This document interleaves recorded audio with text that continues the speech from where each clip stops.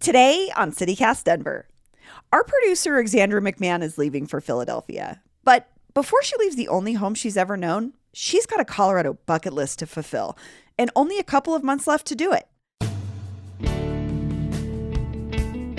We asked for your recs, and this past weekend, Alexandra checked off her biggest box, the world-famous Wild Animal Sanctuary in Keansburg, which is now home to 38 tigers that once belonged to the infamous Tiger King, Joe Exotic. 'Cause I saw a tiger, now I understand. I saw a tiger, and the tiger saw me. So, Alexandra's back on the show today to talk lions, tigers, and bears. Oh my. Well, I saw a tiger, now I understand. Today is Tuesday, May 10th, 2022. I'm Bree Davies, and this is CityCast Denver.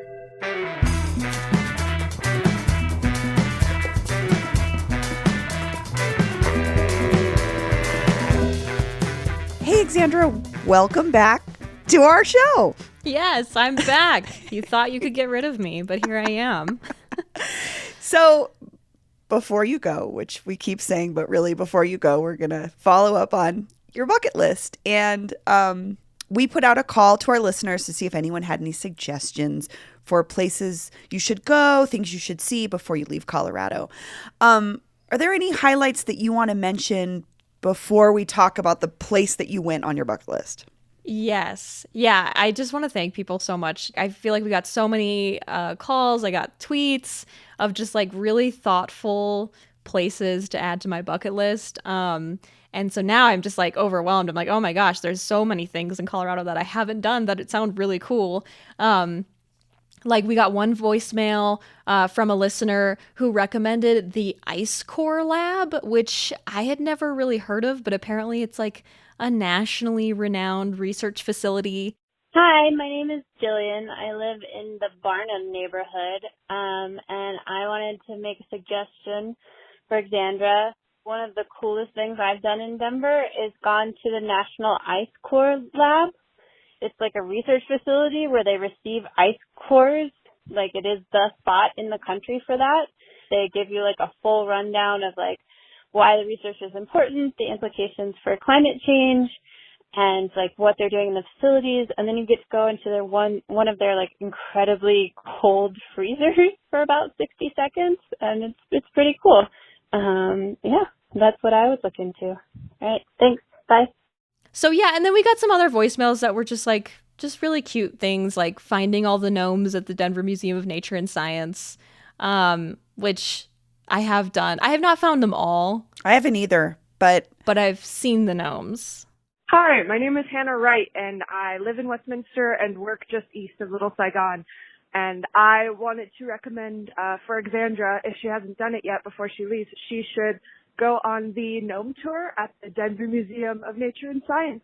It is my favorite thing to do is to hunt down all of the gnomes in the exhibits, and it's a great way to make sure that you see the entire museum, which is really the best. It's my favorite place in Denver. Thanks, y'all. that's like my favorite place to go. It's like except for just don't go during the week when school field trips are there. That's when the Museum of Nature and Science is like total mayhem. But Yeah. their Friday nights are the best. It's like a date night. So if you can sneak into a Museum of Nature and Science Friday night before you go, it's like a really great way to experience the museum. Oh, that's cool. Okay, that's good to know. And they serve beer there.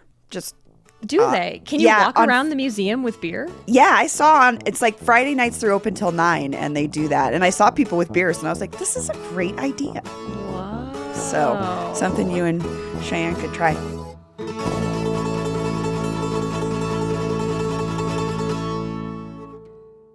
My cat Freddie loves to be brushed and cuddled. But stirring up his cat allergens meant sneezing and itchy eyes. Then I found Purina One Live Clear. It's cat food that reduced the major allergen and my suffering in as little as 21 days. Now, we feel closer than ever. If you have issues with cat allergens, you really need to try Purina One Live Clear. Try new Purina One Live Clear today. Purina One, a difference from day one.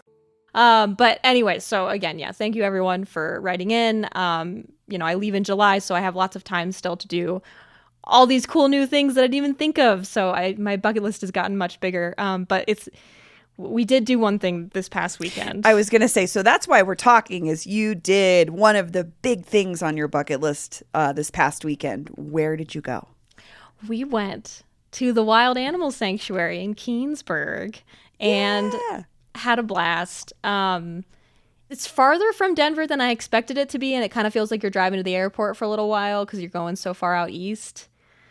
And then once you get there, and then you're like taking these like side roads, and you're just like in the middle of nowhere, and then it's just like the compound just opens up to you, and you're just like, oh my God, this is huge. And like you can't see it from the road at all. It's crazy. So Alexandra, can you explain what the Wild Animal Sanctuary is? Because it's not the zoo, but it's what is it? Yeah, so it's out in Keansburg, Colorado. The land spans like 790 acres. And so that's all like natural habitats for the animals.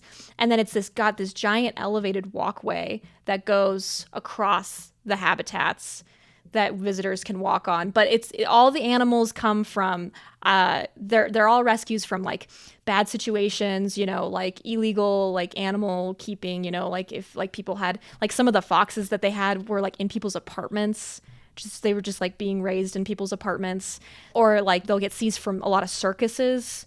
So all these animals have come from like bad pasts, but now they live happily in this like wide open space. They've got all kinds of enrichment activities for the animals too. They've built, giant water features like little ponds and lakes for them. We saw this one bear taking a bath in like his little hot tub. And they have like balls that they can play with, and like, like for the leopards, they've got these like high up rope bridges kind of thing. I don't know how to describe it, but then they can like climb and, walk across and be up high, like they're in trees. So, everything is to enrich these animals' lives that have come from bad pasts. So I've never been there. What does it look like when you show up? What's it like? Yeah, so you pull in, it's like a giant parking lot. That's not very exciting, but there's this giant visitor tent. And when you walk into the giant like white visitor tent, I mean, it's like, wow. I mean, it's like really fancy. I think for some reason in my brain, I expected this animal sanctuary just because like it doesn't get a lot of attention. It doesn't get any like state funding or federal funding. So I expected it to be kind of like little like, DIY thrown together. But no, it's not like that. It's like really fancy when you walk in. They've got like these like beautiful art sculptures of like elephants and stuff, and a huge cafe too right there in the visitor center. And it's like you have to watch like a welcome video and stuff. And I should say too, I went with Cheyenne, my girlfriend, and then we also brought my brother who was visiting from Leadville. He was in town, and so we walked in, and Cheyenne and Keith, after we watched the welcome video too, which is like this 10-minute long video that makes you sad about the animals, but then also like shows you like what they're doing and how it's better at the sanctuary. And then they're just like, okay, it's time, get ready, you're about to have your life changed. And so then we're walking up these like big stairs to get up to the walkway, and Cheyenne and Keith are both just like, this is like Jurassic Park. This is like we're going into Jurassic Park. You just hear the music in the background start exactly. playing.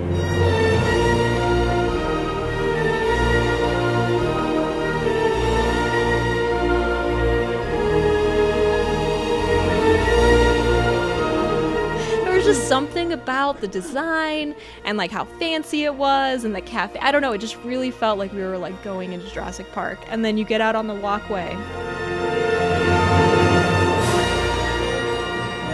and it's just, the walkway is super long. Like I think it's at least a mile. And it's an elevated walkway, right? Yes, is this what you're talking about? 30 feet into the air. And the reason why they do that is because they talk about this in the video. So, sometimes you see tigers pacing back and forth in front of the glass at zoos. It's because they're anxious and they're territorial because they don't like it. They're like looking at these people, these strangers who are encroaching on their territory. But apparently when people are above them, they don't consider the sky to be their territory. So they don't care. if you're up above them and they see you, they're just like, whatever. It doesn't make them anxious. So you just changed my whole perspective of the zoo, because that's like when the animals are pacing, everybody's like, look at the animal right in the front of us. How cute. And now How I'm exciting. thinking, I'm going to be all stressed out next time I go to the zoo. You're going to feel bad. And that's kind of, I mean, after visiting the sanctuary, I do really feel like, oh, why do we have zoos? I mean, it's just the animals at the sanctuary have so much space. And some of them are in smaller enclosures, but that's just like a transitional thing. So if they're like coming out of a captive space and they're being brought to the sanctuary, it's sort of like getting them reacclimated to this bigger space. Yeah, exactly. So a lot of times they need vet care too. A lot of times, like some of the tigers they rescue, they've never seen another tiger in their life. So before they put them with other tigers or in a place where they can see other animals, they need to get acclimated. They need to get socialized.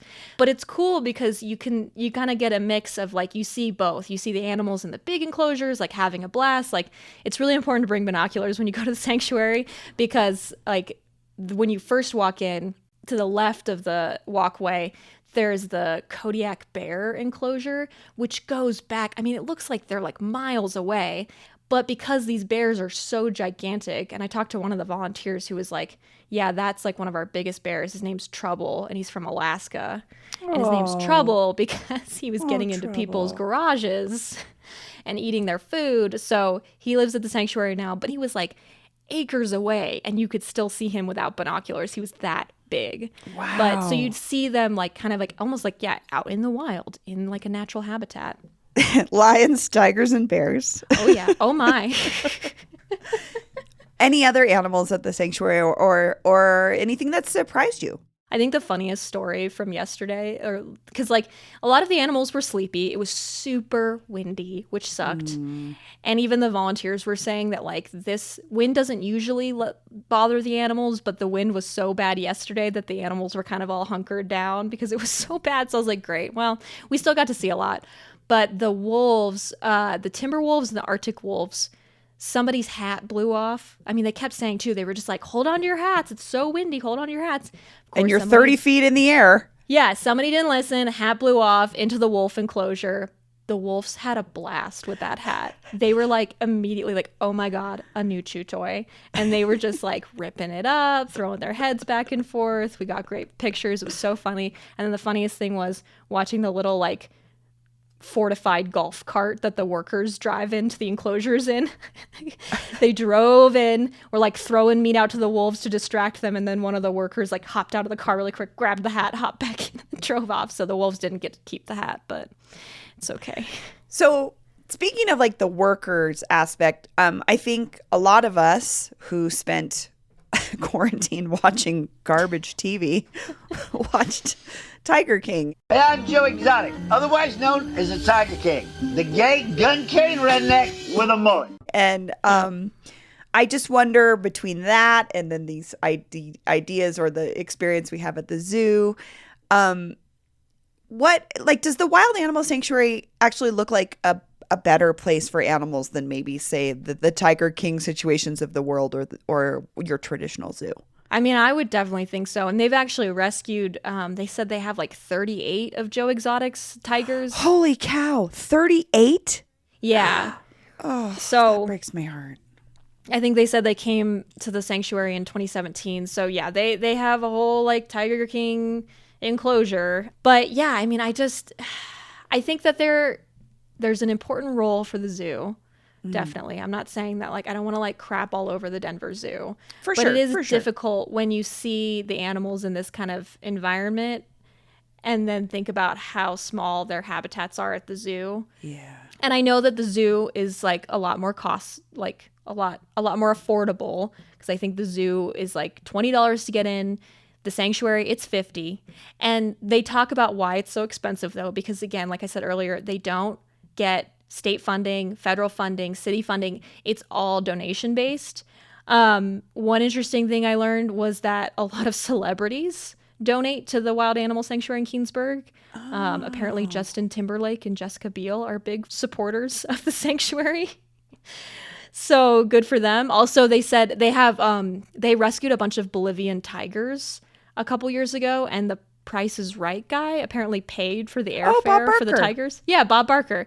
He paid for the tigers to get flown to the sanctuary in Keensburg. So like they rely heavily, I mean they rely solely on donations. So I understand the price difference here is $50 at the sanctuary and say 20 at the zoo, but the zoo's also subsidized to a certain extent by like SCFD funding and things like that. Yeah, they get help. And like, oh my God, one volunteer told us that the animals eat so much meat because they have like, you know, so many animals. Right. And I think she said sometimes they can eat up to 80,000 pounds of meat a week.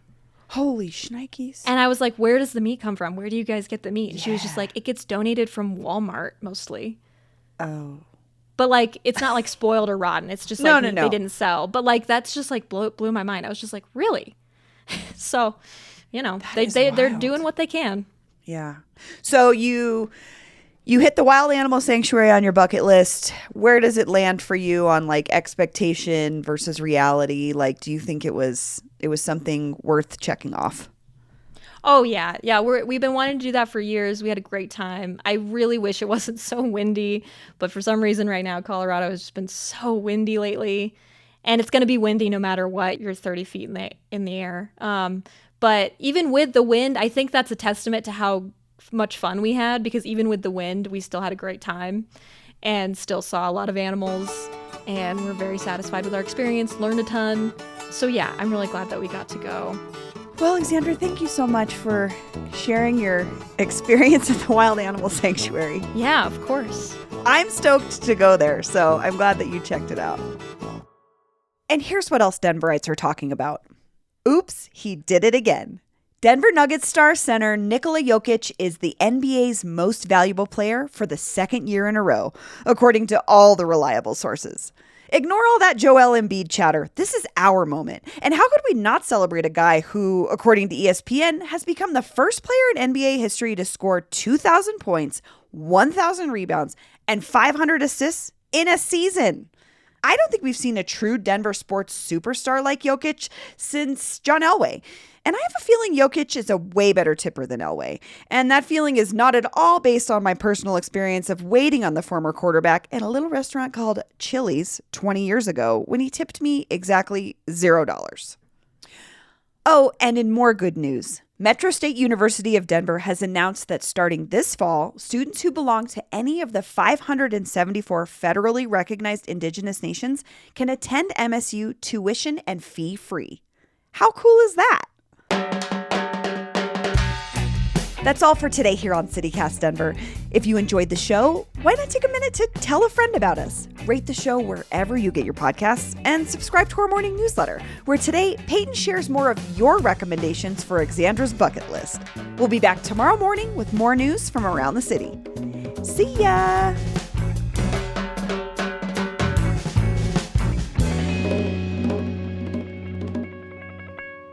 It kind of reminds me of how, obviously probably from the book Eloise, but when I was a kid, I was like, man, I want to live in a hotel.